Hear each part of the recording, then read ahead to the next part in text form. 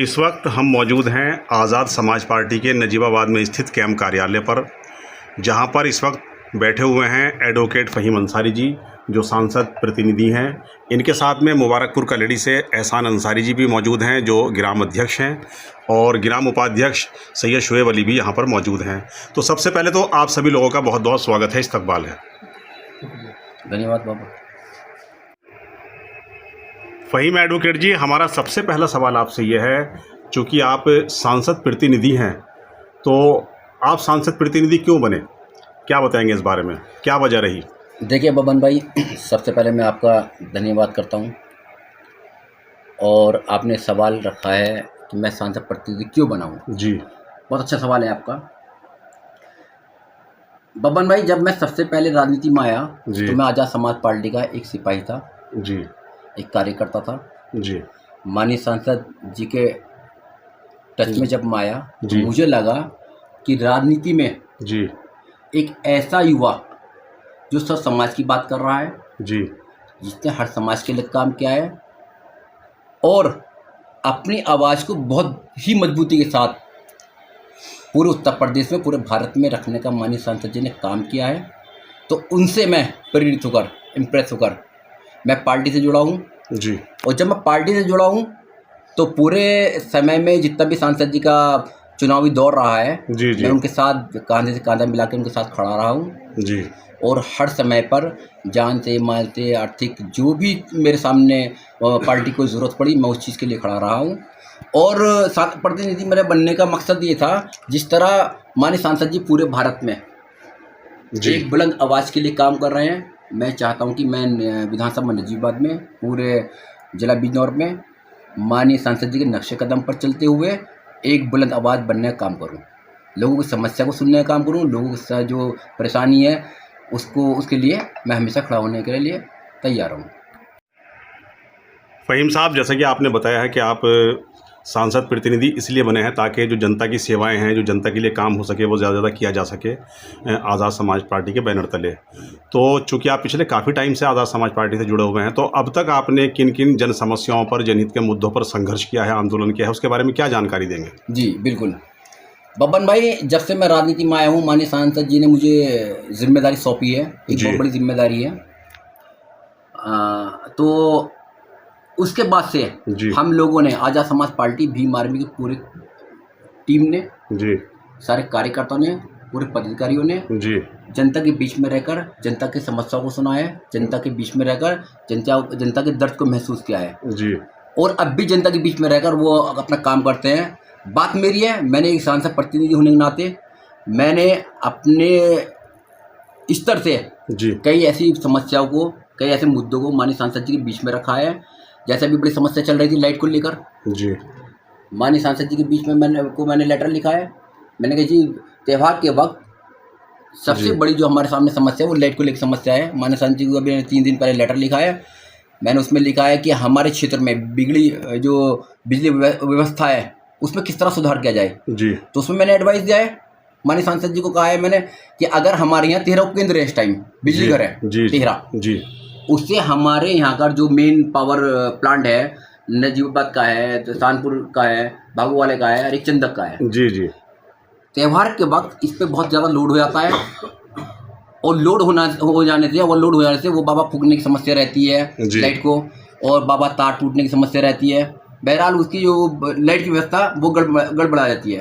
तो मैंने माननीय सांसद से लिखा कि अगर हमारे क्षेत्र में, जी, 3 उपकेंद्र रोड बन जाए, अलीपुरा में बन जाए, जी, जालपुर में बन जाए और हुसैनपुर में बन जाए, जी, तो हमारी जो लाइट की समस्या है एक बहुत बड़े स्तर पर हर वर्ष हम देखते हैं कि लाइट की समस्या बनी रहती है, जी, तो उस पर हमारा विचार चल रहा है। माननीय सांसद जी ने एक लेटर लिखा है, लखनऊ लिखा है, जी, उसमें कॉर्पोरेशन को लिखा, पावर कॉर्पोरेशन को लिखा है लखनऊ, माननीय सांसद जी, इस पर बहुत जोरों शोरों से हमारा काम चल रहा है।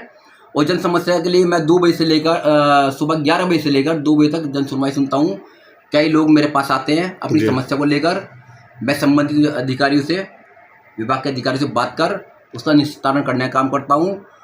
और जो बड़ी समस्या होती है हमारे क्षेत्र की, जी, मैं माननीय सांसद जी को अवगत कराता हूँ, उनकी निगरानी में रहकर, उन्हें लेटर लिखकर, उनकी निगरानी में रहकर उसे हम समाधान कराने का पूरा प्रयास करते हैं।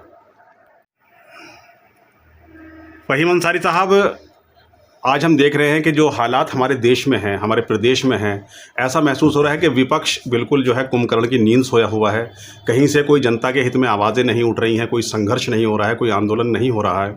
तो इन हालात में चंद्रशेखर आज़ाद जी की जो कार्यप्रणाली है, जो उनके काम करने का तरीका है, उसे लेकर आपका क्या कहना है?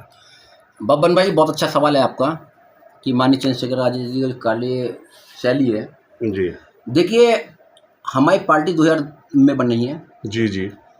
और आदमी संघर्ष में जब आता है, जब देखता है कि समाज में कोई काम नहीं हो रहा है, जी। जब सारे पार्टी के लोगों ने जी। इस भोली भाली जनता को जी। अकेला छोड़ दिया, जी। तब माननीय सांसद जी ने बेबाकी के साथ जी। निडर होके जी। सब समाज के लिए आवाज़ उठाने का काम किया। आपने देखा होगा कि मुस्लिम समाज के लिए जामा मस्जिद पे जी। जब एनआरसी का मामला चल रहा था, जी। जी। जी। सारे जितने भी लोग हैं, जितने भी हम मुस्लिम समाज ने 3-3 बार मुख्यमंत्री बनाया है, जी। 4-4 बार मुख्यमंत्री बनाया है। जी। और जब ये समाज परेशानी में आया तो कोई खड़ा नहीं हुआ। जी। उस ऐसे वक्त में, ऐसे हालात में माननीय सांसद जी चंद्रशेखर आज़ाद जी एक ऐसे शख्स थे जिन्होंने जामा मस्जिद की जो ऐतिहासिक सीढ़ियाँ हैं जी, उस पर खड़े होकर जी, मुसलमानों का हाथ पकड़ा है, दामन पकड़ा है और कहा है कि आप अपने आप को अकेला मत महसूस करना, मैं आपके साथ खड़ा हूँ।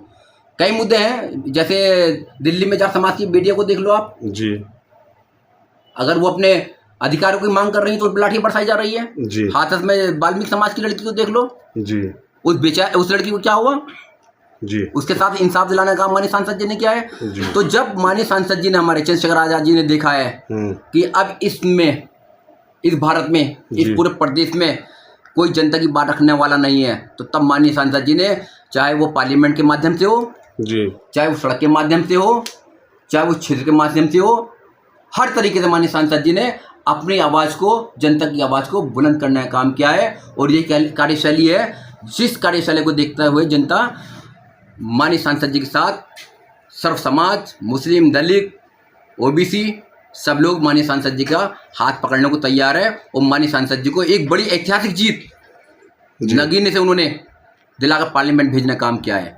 ये उनकी कार्यशैली का ही नतीजा है। एडवोकेट फ़हीम अंसारी जी, एक सवाल और है हमारा आपसे कि आज भी हम देखते हैं कि हमारे भारत में, हमारे प्रदेश में कई जगह दलितों के साथ आज भी दोयम दर्जे का व्यवहार हो रहा है। यानी कई जगह उनको मंदिरों में प्रवेश करने से रोका जाता है। उनके अगर कोई शादी ब्याह का प्रोग्राम होता है तो पाबंदी लगाई जाती है कि दूल्हा घोड़े पर नहीं बैठेगा। तो आज भी उनका शोषण चल रहा है बराबर। और वो जो भेदभाव का जो एक माहौल बना हुआ है, उसमें हम देखते हैं कि कई बार इस तरह की जो है दुर्भावनापूर्ण घटनाएं घट जाती हैं। इसी लेकर आपका क्या कहना है? आपकी जो आज़ाद समाज पार्टी है उसका दृष्टिकोण क्या है? बब्बन भाई, आपने सवाल रखा है कि जो दलितों के साथ अन्याय हो रहा है जी, और जगह जगह पे उनके साथ मॉब लिंचिंग जैसी घटना, जी, मारपीट जैसी घटना, घोड़े पर नाच बारात का ले जाना, मटके से पानी पीना, जी, जी, जी, ये सब इसकी वजह विपक्ष है जी। यदि विपक्ष अपना काम मजबूती के साथ करता तो आज दलित समाज को इस स्थिति पर आने की जरूरत ना पड़ती। जी। विपक्ष लोग, जो दूसरे लोग हैं ना, पीडीए का नारा लगाने की बात करते हैं कि पिछड़ा दलित, अल्पसंख्यक की बात करते हैं, उन्हीं के कार्यकाल की मैं बात बता रहा हूँ कि सबसे ज़्यादा अगर अत्याचार अगर दलितों पर हुआ था तो पीडीए के क्या जो नारा लगाने वाले हैं उनकी सरकार में सबसे ज़्यादा दलितों पर अत्याचार हुआ है। जी। और जैसे माननीय सांसद जी ने जी। हंकार भरी है, जी। दलितों का एक मसीहा, दलितों का एक नेता बन के उभरने का काम किया है, मुसलमानों का एक नेता बन के उभरने का काम किया है। आपने देखा होगा जहाँ भी मुसलमानों पे, दलितों पे, विशेष रूप से दलितों पे और मुसलमानों पे कहीं भी कोई अत्याचार होता है तो सबसे पहले माननीय सांसद जी, एडवोकेट चंद्रशेखर आज़ाद जी वहाँ पहुँचने का काम करते हैं, उसे इंसाफ दिलाने का काम करते हैं। क्यों? जब विपक्ष अपने घर बैठा है, जी, राजनीति रूढ़ियाँ सीख रहा है, तब माननीय चंद्रशेखर आज़ाद जी ने मजबूती के साथ पार्लियामेंट में भी दलितों की आवाज़ उठाई है, मुस्लिमों की आवाज़ उठाई है, अन्य समाज की आवाज़ उठाई है, और ज़रूरत पड़े तो वो सड़क पे भी लड़ना काम करते हैं और न्याय दिलाने का काम करते हैं। फ़हीम साहब, ऐसी भी चर्चाएं हैं नगीना लोकसभा क्षेत्र में कि सांसद चंद्रशेखर आज़ाद जी बहुत कम समय दे पा रहे हैं जनता को, तो इसको लेकर आपका क्या स्पष्टीकरण है? क्या कहेंगे इस पर आप?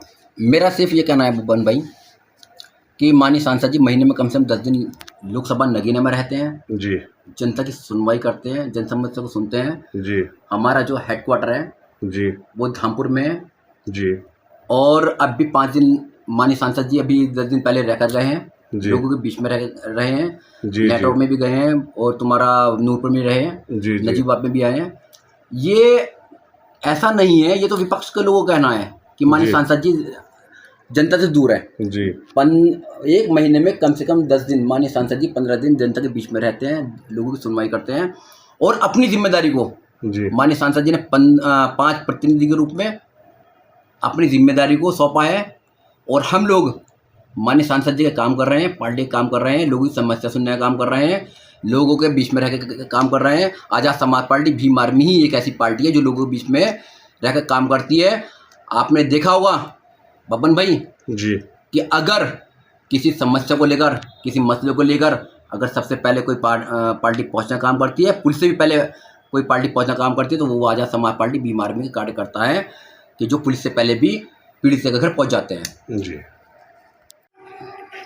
फ़हीम साहब, जैसा कि आज़ाद समाज पार्टी का जनाधार बहुत तेज़ी से बढ़ता जा रहा है, हमने देखा है कई लोग जो हैं उसके ज़िला पंचायत सदस्य बने हैं आज़ाद समाज पार्टी के, और अभी जो लोकसभा का चुनाव हुआ है तो भारी मतों से जनता ने चंद्रशेखर आज़ाद जी को जिताया है। तो अब पूरे ज़िला बिजनौर के अंदर जो है बहुत अच्छी हवा, बहुत अच्छी फेवर जो है वो आज़ाद समाज पार्टी के पक्ष में चल रही है, बहुत अच्छा माहौल बना हुआ है। और जाहिर सी बात है जब इस तरह का माहौल बनता है तो कई लोग जो है पार्टी से फिर इलेक्शन लड़ने के दावेदार भी क्यों दावेदारी की भी मतलब बात करने लगते हैं, वो दावेदार के रूप में सामने आने लगते हैं। तो अगर मान लीजिए हम विधानसभा चुनाव की बात करें तो नजीबाबाद विधानसभा पर कई सारे नाम जो है इस वक्त चर्चा में है कि वो इलेक्शन लड़ेंगे विधायक का, तो क्या कहना है आपका इस संबंध में? बस इस संबंध में मेरा ये कहना है कि कई लोग दावेदारी इसमें कर रहे हैं जी। सभी लोग ईमानदारी से माननीय सांसद जी को चुनाव लड़ा है, चंद्रशेखर भाई के साथ मजबूती के साथ खड़े रहे जी, अपना जान माल देकर, वक्त देकर चुनाव में लगे रहे और एक मजबूत चेहरा माननीय सांसद जी चंद्रशेखर जी के रूप में यहाँ की जनता ने अपने प्यार से, अपने वोट से, अपने सपोर्ट से पार्लियामेंट भेजने का काम किया है।